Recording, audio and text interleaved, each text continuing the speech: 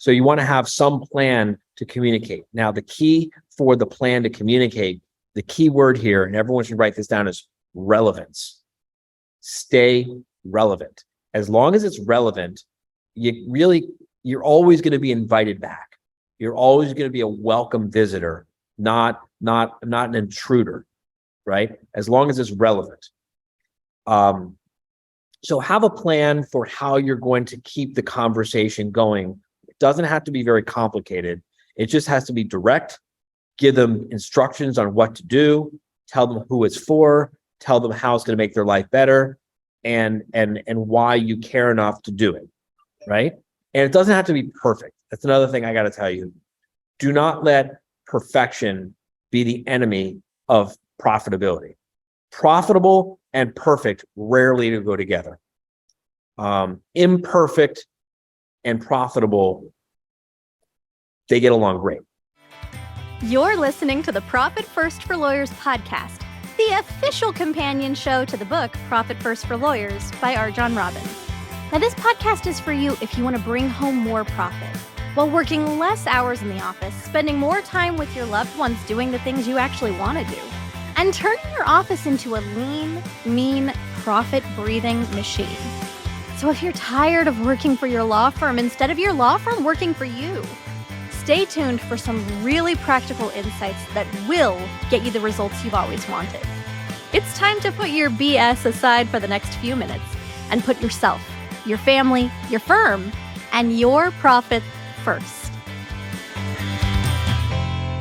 Welcome back to another episode of the Profit First for Lawyers podcast. I'm your host, Carly, and today we're sharing a conversation that I had with marketing extraordinaire, Brian Horn, who taught me a lot about marketing metrics and AI. Oh my. All right, I couldn't resist the Dorothy joke there, but look, Brian has developed unique marketing methods that have been covered and discussed in high-profile media outlets, things like the Wall Street Journal and Forbes and Entrepreneur Magazine, Advertising Age, and a whole lot more. His advice here will make your marketing efforts a lot more successful. So hang on to your hats, folks. We're not in Kansas anymore. Let's roll it. Hey, Brian, welcome to the show. I am so excited to get to chat with you today. Thank you for having me, Carly. Looking forward to it. Walk us through a little bit. I know that you have some really impressive credentials when it comes to marketing. How did you get interested in this particular field? After college, I was in the corporate world for a little bit, got in doing sales and moved up pretty quickly, was doing really good. And then they asked me to move over to run the IT department. I was a director in sales. They couldn't get a IT director to stick around longer than a few months. So he said, just go over there for a few months, Brian, get them in line, and we'll get somebody else. And it worked really well for me. It clicked really well. And one of the first things they asked me to do was to build out a intranet. This was like in the late 90s. Just get everything off paper, build an intranet. And I had no clue what to do. And so I started looking things up online, and then it wasn't even Google, it's just looking things up in Yahoo.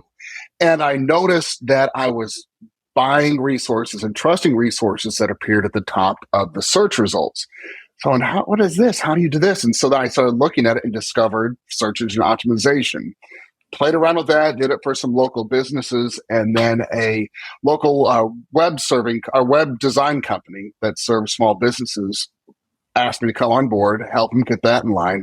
And I kind of went from there, helped that company grow, started doing consulting, built a couple agencies, and now here I am at HTM. Wow. So you kind of, you didn't start in IT, but your path kind of led to IT. And then from there, it sounds like curiosity in the IT world kind of had you switch ships.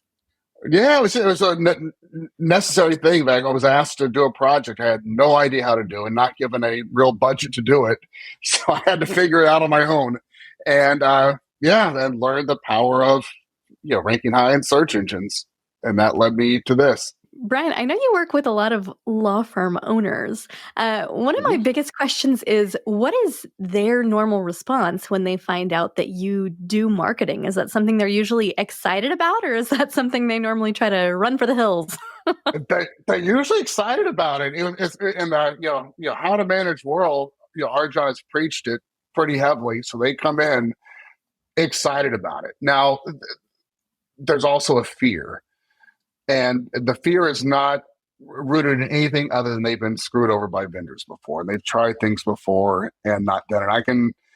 I can tell so it's just as a person that's not been in the legal world terribly long. When I changed on LinkedIn our profile to be in how to manage in the legal industry, the spam I got went through the roof compared to anything I've had in 20 years. So I you attorneys out here, you attorneys out there, y'all, it's fair that you feel that way because you just get, there's a lot of vultures out there that are trying to glom onto you and take advantage of you. So I get it, and that's since I've had two of my agencies that did work similar to this.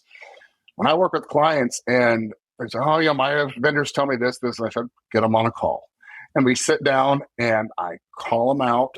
And one of the things happen: either they crumble and quit, or they step up. And I've probably 2/3 of the time they step up, and they can do it. They're doing the minimal amount to get by. They're doing the minimum effective dose. And then once I'm in there and I call them out and hold them accountable to it and get them to set monthly, quarterly goals and know we're checking up on it and following up, then they step it up and do it. Other ones just, one last month that just completely started stammering on the call and got off and quit immediately just for me digging and asking a bunch of questions. For law firm owners who don't have somebody like you in their corner, how can they identify a not as effective marketing vendor, or to use your word, one of the vultures, right? How do they identify that kind of person? And then how do they protect themselves from those types of people? I'd say two things. One, always look at ROI. And if you can go back and say, okay, PPC, I spent this much on ads and I'm paying the vendor, $2,000 management fee. Add all that up, divide by how many matters you got from it, divide by how many how much profit you got from it, and see what your return on investment is. Did you hit or did you get a return? Did you make money? And when you build, and if you're not like at at least like 3x, you really give them a hard warning. So we're going to have to stop this pretty soon if it doesn't turn around. If they're between like 3 and 5, again, talk to them, hey, you're really close. We got to tighten this up. It needs to be at 5. Once it past that, for how can we scale this? How can we get more? Because we're at plus 5x, we're doing good. Let's scale it. And that's the easiest way. The other thing is looking a few things that, particularly for SEO, things they do that's you really want to be worried about. If they start talking about how many words you're ranking for and how far you've moved up, and look at those. If those are not terms that somebody is looking for an attorney, they're scamming you. They're covering up the fact that they're not getting you the main terms that make you money. If they go back and say, "Oh, you went from page 7 to page 4 for turn left on turn right on stoplights in Texas law," or no, you're not getting anything. Or another one that he one of the top ranking ones for child support calculator, Texas child support calculator, gets thousands of visitors a month. Guess how many clients he's gotten from that in 3 years? 0, none, because it's worthless. It's cool. It's nice to have. And there might have been some ancillary clients that found him looking for what he's offering. They came to use that and liked it and used it, but it certainly wasn't anything worth anything. So I see a lot of them doing that, and that's one thing. When I call immediately, I say, "Okay, on your reports, I don't want to see anything but Houston family, your lawyer, Houston divorce lawyer, divorce lawyer in Houston. I just want to see those. I don't care about anything else. Just ones of somebody looking for us. Now, there's some other longer tail ones also, but it needs to be somebody that we need to agree on before you put on this report that it's a buyer intent term or intent somebody's going to have looking for somebody." And that's a big thing. So agree on those, the terms you want to track. and only see those and only track buyer terms. Whew, that's sneaky. Good tips, Brian. Good They tips. all do that. So what kinds of things do you do for your clients right now and for our members? One of the main things I'm doing right now, aside from managing vendors and helping them keep on track with their marketing, is integration of AI into their marketing. And it's moving so quickly, and we're able to get rid of vendors, create more content, create specific avatar focused marketing campaigns, where a year ago it would have been prohibitively expensive. We couldn't have done it. So like, we have a family law firm. Instead of having, if they sign up and they call in and they're going to talk with the dragon tomorrow, instead of having 5 emails that they get, that everybody gets the same one, telling them how important it is to show up, a mom will get a different one than a dad would get, and that'd be a different one than a guy with no kids or woman with no kids, or whoever, all different people within the LGBTQ world, or gray divorces. All we can create with AI, create different glide paths where they all get different emails. Where the dad is more worried about paying too much in child support, or the court system being biased against him and being all for the mom. Whereas the mom doesn't care about either one of those things. She wants to make sure she's getting enough support, that she gets the custody that she wants and the kids aren't as impacted. And so you can use AI to help determine what their primary fears are, what their magic genie outcomes are, and it's pretty in depth what it can come up with, and create and write complete glide paths for you, and different landing pages and scripts for your intake and dragons when they're talking to prep them for it. So that's one little piece of what we're using it for. For those listening who may not know what a dragon is, that is what we at How to Manage call a non-attorney salesperson. We're going to talk about that a little bit later in the season, and we also mentioned it in season 1. We'll put the link to that particular episode in the show notes. Sorry. No, not at all. A year ago, I had no clue what a dragon was either. So what you're kind of talking about, though, with this IT integration, it sounds a little bit like magic. What kind of results are you seeing with your clients? On that particular one, and this is what really got me, I was into it before, but once I was able to apply this little sequence I'll break down, it got me all in. And this one, how else can I leverage this stuff? So, for example, like the different stages of a sales funnel for, let's say, particularly a family attorney or estate planner, even criminal, you've got a lead that comes in, and then they book a call with a non-attorney salesperson. They sometimes show up, certain percentage close. So all those different phases can be impacted by using avatar-based AI. Like, you can have your ads, like on Google, you can use audiences on Google and say, okay, I just want to show these ads just to dads and these just to moms. Regardless, if we lived in the same area, we both Googled divorce attorney near me, we could have completely different ads that show up. Or mine would say, hey, we specialize in helping dads, get justice in divorce, and yours say we help moms retain, custody of their kids. So that's easy. And then each landing page would have specific copy just for that particular avatar. So if we do that, we can get about a 10% bump in conversions, which instead of like saying 30%, 33%, nothing huge, just a bit more than that, but let's say it's just that. And then they get to the intake person, and because we already know that about them when they come in, the intake can customize a little bit, and the person also feels like, hey, this person specializes in helping dads, and I'm a dad, I don't want to get screwed over in court. You get about a 10% bump there. So instead of 50%, maybe get like 55%. And then we have that very specific glide path. It's really unbelievable what the emails this creates are, because in the avatar portion, it writes hurtful things people may say to you. So it'll say like to the mom, I can't, like you'd say, her mom might say, I can't believe you're just not trying to work this out. You shouldn't be doing that. And it pulls, and we can drop those things into the emails where it really shows that we are right inside of their head and understanding them. So instead of like a 75% show up rate, let's say we get like 83, 84% show up, and closing about the same. So you close like 40%, maybe you close like 45, 50%. small little things like that. If you hit all those, you would have about a 48% increase in revenue from the exact same clicks, paying for the exact same clicks to money in the bank, just by using avatar-based marketing campaigns. Wow. That is a lot. Is this, you know, tools that most people have access to, or is this something that you Mhm. specifically built out?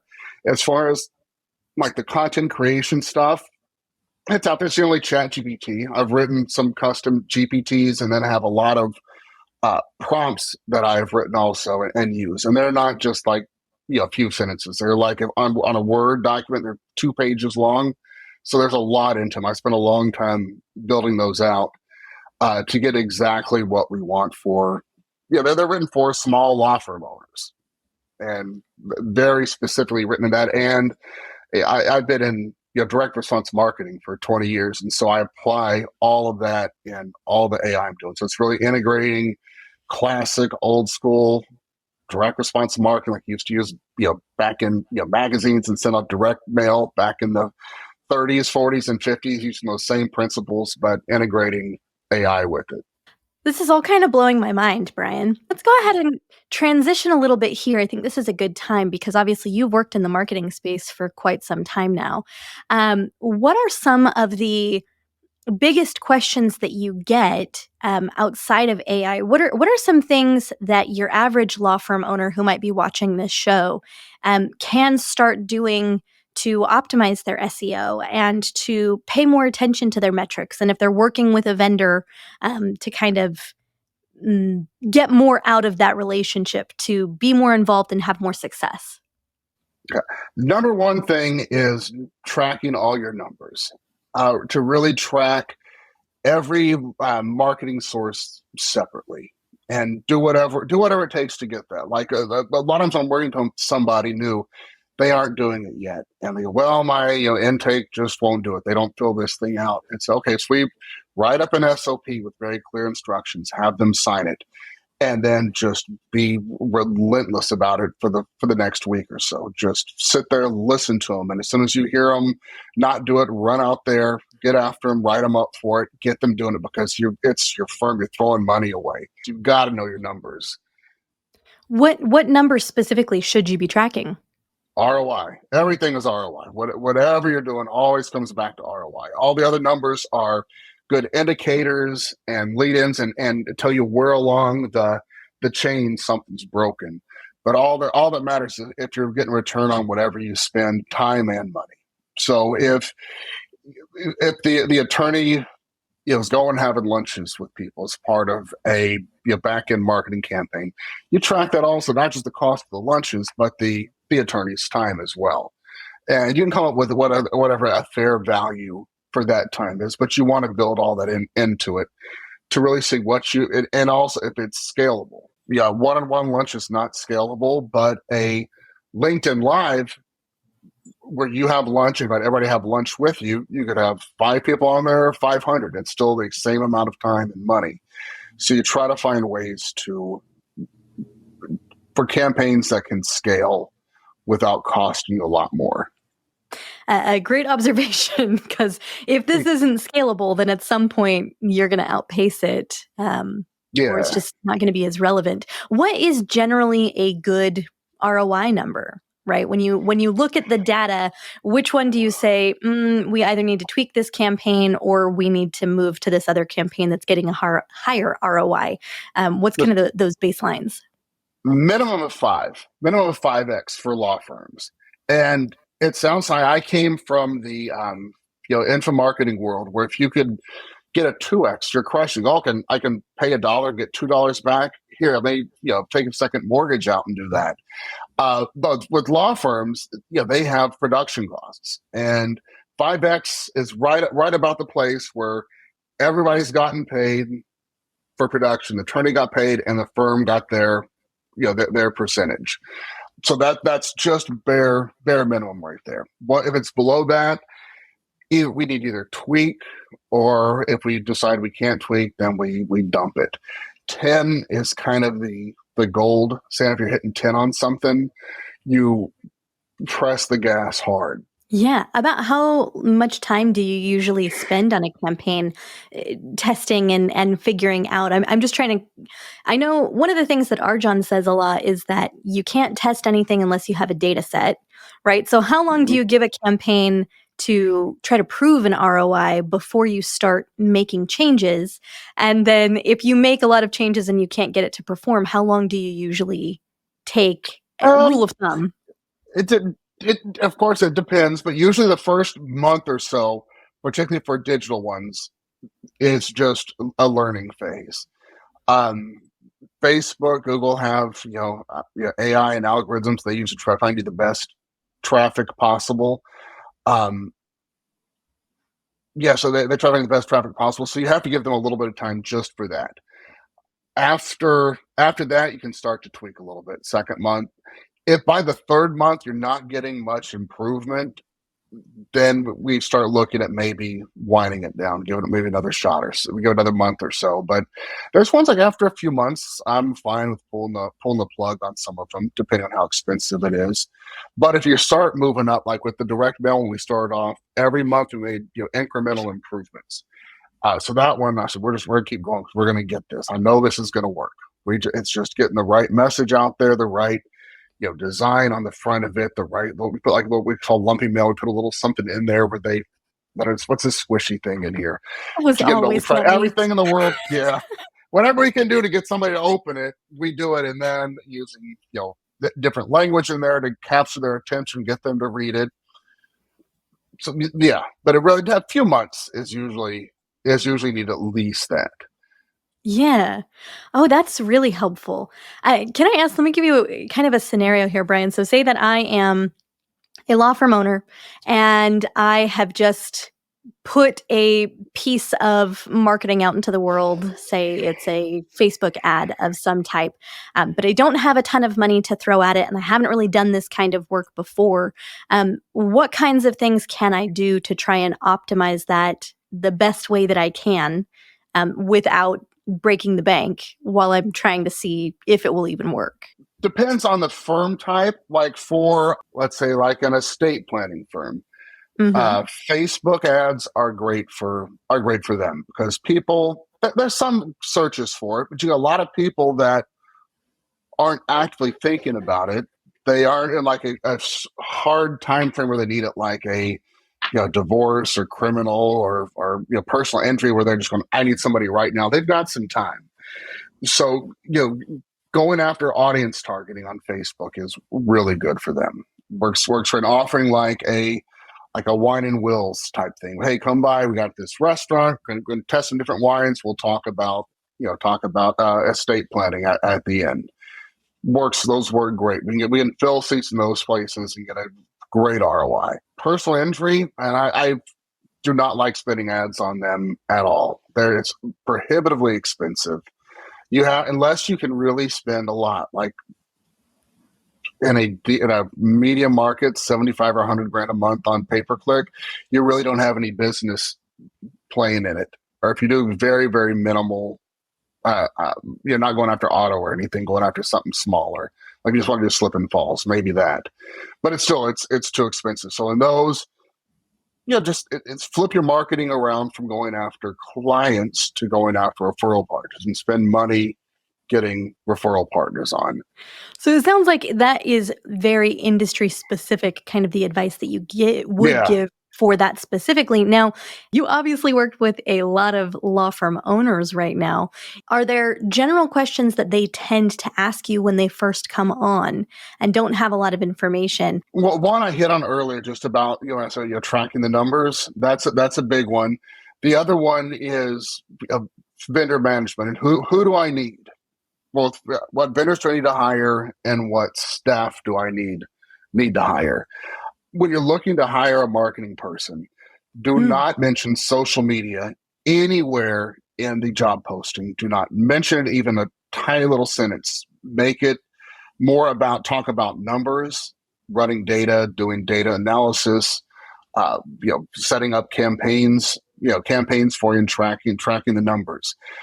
Once you get then, you get a soldier. Somebody that knows numbers is a soldier. And even if you're going to have them do other marketing stuff, but when you do social media, you attract creatives, and they're going to want to come in and they're going to have ideas for different campaigns and the way things look, which you don't need. You need your vision as the firm owner, or if you have another higher level marketing person to do that, you're just getting another idea person in. Hey guys, taking a brief interlude here to say that if you're feeling a little overwhelmed by everything you're hearing right now, I have good news. At the end of our interview, I asked Brian if he had a resource to help law firm owners put some of these AI features into practice, and he said no. But he did say he would be happy to create one just for our listeners. So when you go to profitfirstforlawyers.com/action, you're going to find a new resource from Brian to you that will have some of these avatar generating prompts and a walkthrough tutorial where we can watch over Brian's shoulder as he literally makes the magic happen. profitfirstforlawyers.com/action. Now back to the interview. Okay, so say that you, Brian, are about to open a new business. I know that you've opened and sold a couple of businesses in your life, right? This is something you're really, really good at. You're starting from the ground floor. Nobody's ever really done this before. And you have budget for, let's say, one marketing campaign. What is the number one thing that you would recommend to kind of get the word out there if somebody, say, is used to getting all of their clients by word of mouth only, if they're just starting in on marketing? What's the first thing? Mm-hmm. I still say back-end marketing is one of the best ways, but not doing it doing it a different way, which I can tell you how we're doing it. And it's using some AI and tools to do it faster and better. So what I have most of my members doing, I had one that's doing it that he went from 6 to 8 referrals a month to hitting above 30 to now getting close to 40 every single month. I mean, clients every single month I went from like it's 5x now in less than a year. And what we did, we used LinkedIn, and there's a tool called Octopus CRM. And there's some other ones similar to it. But basically what it is, it's just a tool that sits on top of like in Google Chrome. And you go to you go to LinkedIn and say, yeah, I'm in Houston and I want, CPAs. I can go in there and search Houston CPAs people, and it gives me a list of like 2,000 CPAs in Houston. So then up in your extension, if your Chrome browser, the extensions will be a little octopus thing. You click that, and it will grab all of those CPAs in Houston on LinkedIn and put them into their own CRM. And then you click another button, and it starts dripping out connection requests to all those people. You don't get all of them. Some are on LinkedIn. Some won't accept a call from somebody or a request from somebody they don't know, but you get a lot. And you just keep doing that, and just let that run. Like once a week, you can do that, and it just starts. I'll do that for you in the background. Then what you do is you once a month. I reckon all my people do it the third week of the month on like a Tuesday or Wednesday. You host a LinkedIn Live for those specific people. For those, like there's that one, like if I was a family attorney and I wanted the CPAs to say, I'm going to do a presentation on Wednesday about how you can, what next year's changes in child support are going to be impacting taxes or something like that. Something where it's your expertise as a family attorney, whatever you are, you can give advice to people of that particular type of referral partner. And then you go on LinkedIn, you do a live event there, and you invite all the people in finance in Houston. You can click 2 buttons and get all the finance people in Houston invited. And LinkedIn really likes LinkedIn Lives. They're giving a lot of preferential treatment. They make it very easy to reach out to people. They pop up in your feed all the time. So we do great. We'll get that. And if we have, say, like 400 people that are, CPAs in Houston, we quickly get to our 500 people we've interacted with and connected with that are CPAs in Houston, invite them all to the LinkedIn Live. We'd get about 150 or 200 that would say yes. We get about 80 to 90 that show up. And if you're in there in front of that many people, it's your exact referral partners helping them. And you have like a 15-minute presentation, do Q&A afterwards, and the call to action is, hey, I'd love to take one of y'all out to lunch. Here's a link to my calendar. Jump on. I'll like take out to lunch, learn more about you and your business. And you get those. You get 3 or 4 of those a week. You can do just Zoom calls also if you prefer, meeting for coffee, whatever. It's just to get one-on-one time, find out about what they do, and just ask them, hey, what would it take for you to send one referral partner to me, or one referral to me? And you get a decent number of them that, well, when you ask like that say yes, or I will send you one. And if you're doing that much, you're going to build out a big referral partner that show up to your calls every month. And then I also have them do a referral partner newsletter that goes out the first week of every month. So then first week every month, they get a newsletter. Third week, they get a LinkedIn Live with Q&A. And then one other time during each month, there's either a task that pops up to give them a call or send a personal email. So they're getting 3 touches a month from you. You're going to be top of mind. They're going to think about you. And I know that this is not something that my former executive originated. It's just something he used to repeat that's always stuck with me, is that people do business with people that they know, like, and trust. And the best way to get new clients, why referrals are so valuable, is because if somebody that you already know, like, and trust introduces you to somebody else, you're going to have a level of trust in this new vendor just because they came from somebody that you already know and that you already like. And so they tend to spend more money too. They tend to go all in a little faster. Yeah, no, for sure. And as you know, most of our attorneys we work with, they're not the cheaper ones in the market. They're usually on the higher end. And there's a lot more when you're going with SEO or pay-per-click and somebody's calling you. They're probably calling some other firms, and they're going to be more expensive in most cases. Most of the clients I work with, they're the more expensive ones in their market. Referrals, you don't got to worry about that because they're not even have to search. They've told their CPA, hey, I'm thinking about getting divorced this year. Hey, well, you need to contact this person. Here's our contact. We'll give them a call right now. And you jump on it before they're price shopping. That's one of those things Arjan talks about a lot too in Profit First for Lawyers is, he'll say price shopping is probably one of the least useful things to do when you're trying to find a vendor, because at the end of the day, it doesn't really matter how much something costs. It matters how much value it gives you, right? If I spend $5 on something that makes me $2, then the cost was low, but it also didn't get me anything. But if I spend $5,000 on something that nets me $15,000, then that maybe the cost is higher, but the value is exponentially better because now I have $10,000 I didn't used to have. So I like that from the standpoint of kind of looking for value more than just cost, because sometimes by trying to save your pennies, you actually end up spending a whole lot more. It costs you more than it would have if you had gone after the thing that would actually work. Yeah, for sure.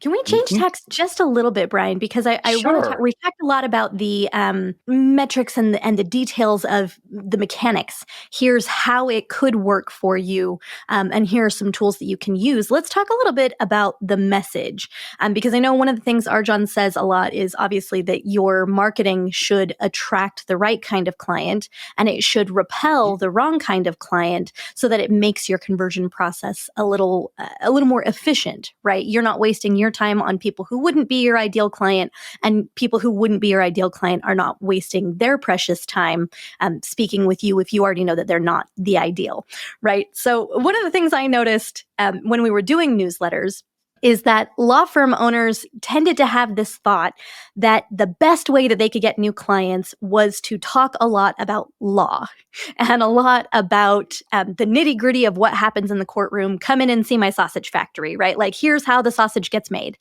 What is the best kind of messaging that you could do or that you recommend to your clients in order to be really effective and to bring in the right kinds of clients?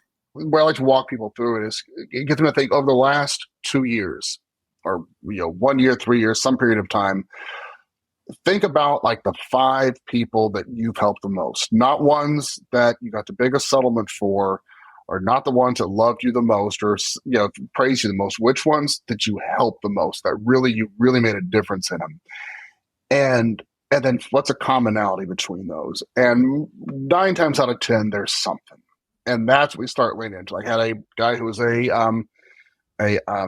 business litigation firm in New York City, and asked me, he goes, well, all those people, every one of them are big family guys. Everything with them is all about their family. So it's all right, we're going to make you the family folk or family first litigation attorney in New York City that just does your thing. So your clients, they're men. So these, dads, successful dads in New York City that are in business can, take care of their kids, leave a legacy behind, and spend more time with their family. Ooh, I That's like it. that a Just lot. and just every one of them, everybody has something like that where it's a little something. That is so smart. And you know what I really love about that too, Brian, is I think that's the most ethical way to market. One of the things we've been talking about a lot this season is your definition of success, right? And how to fit the bill of being professionally successful, that you need to figure out what your professional goals are, right? Do you want to help Mm-hmm. more clients? And that tends to be, right, the law firm owners that I've spoken with so far have said, yeah, I wanted to help more people. My goal was to do the most amount of good. So I love that creating that ideal avatar starts with, who have I helped the most? What is that commonality? And then that's what I'm going to target. And the second thing I really loved was to kind of distill your messaging advice down, is to be unapologetically yourself. Who you are is going to attract the kind of people who want to work with people like you are. Yeah, and it's more enjoyable. You'll get more personal satisfaction. And the real reason I started I did this years ago, was really more personal satisfaction. Just you're going to be much happier if you're just helping people. Like if you do your work and somebody comes and says, "Oh my God, you've changed my life. I'll remember you forever. What you did." You remember that more than if somebody paid you, $2,500 more than they did. You won't remember that. Money will be out and gone, but you'll remember that. And as I started doing that, I saw the financial impact was even bigger. And I think it sounds a lot more fulfilling too, right? To just not take Yes. all and sundry who walks in the door, but to really be targeting the people who make your goals, or I might even say your dreams when you decided to become a lawyer, to be able to Yeah, and target those specific people. it's trusting the process also, because it is scary. It's scary to do that. Very scary to do that, because you're putting it out there. You still get plenty of other people. You're not saying you don't want them. You're not talking to them as specifically. You're talking very directly to a little bit different market. One of the things I perceive that might make you the most successful is that you are really good at allowing your clients' truth to be the main truth, right? You're not putting yourself in their marketing. You're putting them in their marketing. You're putting what Mhm. they want, what is good for their firm, what has been historically proven as something that's good for their firm, and just kind of look at the big picture and say, this is who you are. Do you agree? Does this look familiar? Does this sound familiar? Does that feel right to you? Does that resonate on that truthful frequency? Great. Then this sounds like your ideal client. Does that look right to you? Right? Yes. Okay, it does. Okay, then here's where your marketing is. And it's all based in truth and in how they want to be running their business, but maybe didn't. It takes a lot of courage to think about possibly alienating people that you used to do business with.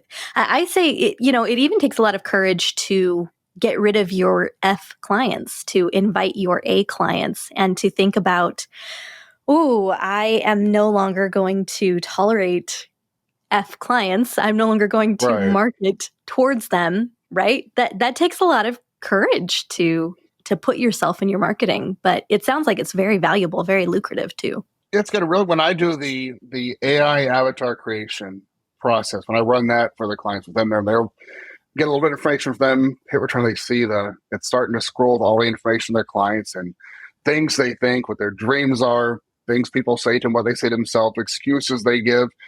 their jaws are hanging to, oh my God, I've heard all those exact things in meetings with them. That's exactly who they are. These law firms that think they're in a unique situation are really not. I mean, a computer's pulling up exactly what they're going to say to you. I can tell you, tell me what kind of firm you have. I can ask you 3 sentences, and I can tell you what your ideal client's spouse has said to them in the last 3 days. I can tell you with like a few sentences, they have like 90% accuracy they've heard. There is so many things that I think we've learned today. But one of my favorite questions, and I love to ask this of all of our guests, because I think it's really interesting to hear the answer to. And the question is, what is something that you personally, Brian, have taken action on in the last year that has brought a lot of profit to your life? Where profit is Arjan's definition, of course, that means exchanging something of a lesser value for something that you value more. It doesn't necessarily have to be financially. The acceptance of AI and just being able to jump into it saying, okay, I don't know it. I feel like an idiot getting in there. Everybody else is doing these things. I have no idea how to do that. It doesn't make any sense to me. And getting past that to where I understand it. And I'm cool with when new ones pop up. I understand prompt engineering and some way things are connected together, so I can jump in and make things work I haven't used before and learn how to chain them together and all that. That's been huge, and not just for businesses here, but teaching my 11-year-old daughter how to do stuff with it, and she's getting really good. I mean, she sits there and will make videos and songs with it, like original songs. I'll do a Taylor Swift song that sounds like Taylor Swift singing about me and list her 3 friends and use their names in the chorus and do this, and she'll crank that up, make a little video with it, and send it out, and she's proud of herself. Or if you're not super into this, is going to blow your mind. This was the one thing she figured out, and I just could not believe it. She took her phone and opened up the refrigerator, took a picture of the fridge, opened up the pantry, took a picture of the pantry, said, "What can I make for dinner?" And Chadwick came back and recognized the ingredients in both places and put together a recipe. Use this, and this, blend them together this way, do this, cook it for this long, and it came up with like 3 different things she could make. Did she make them? Were they good? No. She didn't make. I was so proud of her. That's amazing. I had no idea it could do that. But I've not seen anybody else talk about that. But she did that, and her other thing she likes to do is take pictures of dogs and say, "What kind of dog is this?" And it will come back and say, "That's a mixture of this, this, and this." That's really cool. You know what I like most about that story? There are many things that I like about that story, Brian, but what I like most is you started it by saying, I didn't know a lot about it. I didn't know how to approach it, but I knew that I wanted to master it. And it sounds like you've done just that. I mean, of course, the technology continues to evolve. So it's not like anybody can, it's not like anybody can know everything there is to know about it. But I think that says a lot about who you are as a person, that you can see a mountain and say, I think I'm going to go scale that today. Yeah, well, I just saw that it was coming. There's nothing you can do about it, and especially in marketing, especially it's just taking over. I think we have learned some very valuable, actionable content today. If anybody has any questions for Brian, anything you want him to expound on, please send us an email at podcast@profitfirstforlawyers.com. And I'll be sure to go and waylay Brian at some point, make sure he answers those. Thank you so much for being here. Oh, thank you. I had a good time. It's a lot of fun. Market to the kinds of clients that you help the most. Be yourself in your marketing. Nobody can be you like you can. And please, for the love of all that's good, track your numbers. And that's what we've got for you today, folks. I hope this has been very helpful for you. And stay tuned next time as we take a look at one of my personal favorite lessons that I've ever heard Arjan give. Click your heels 3 times. We'll see you there. Thank you for joining us on another episode of Profit First for Lawyers. If you're enjoying what you're hearing, tell a friend. And visit profitfirstforlawyers.com/action to download the resources that are going to help you put these concepts to work for your law firm. Your future self will thank you for it. And we will see you next time.